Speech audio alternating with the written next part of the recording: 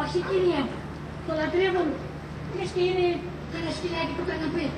Δώστε το σε μένα, θα το βάλω εγώ στην ταράτσα. Να προσέχεις όμως γιατί είναι τόσο κόκκας. Έχει το διάολο μέσα.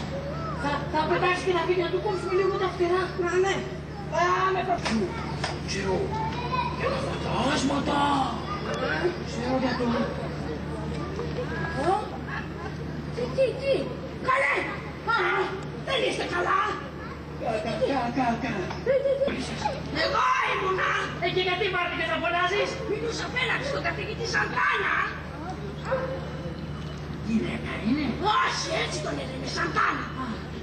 Είναι καθηγητής και κάνει ιδιαίτερα. Ταράτσα!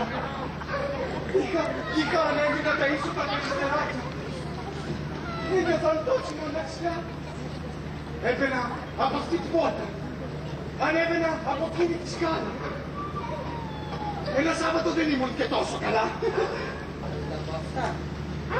Όταν έρθει η στιγμή, εσύ δεν θα τα πεις. Αλλά καθόλου τα φαινόμενα και ίσως πως προτιμάει να έχεις παρά να πας. Και τώρα θέλεις να μου κάνεις μια χάρη. Δεν έχεις φάει. Δόξα δεν θα έχεις το χρόνο να συγκρίσεις. Έλα.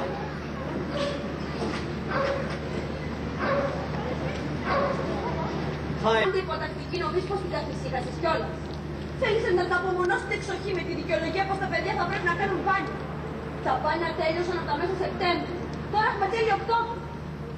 Εξοχή και απέντε. Καλά τι πιστεύεις. Πως όλα πάνε πρίμα.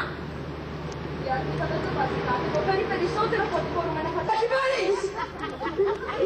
Εγώ μπορώ να κάνω προσευχές, να κάνω λαιμοσύνες. Όχι μπορείς. Είσαι εσύ γυναίκας τους είσαι. Κάνω αδυφή. Σκότωσε την. Όχι. Κάνω έτσι. Θα ναυτιστούμε όλοι. Επιτέλους, πήγε στη φόρα.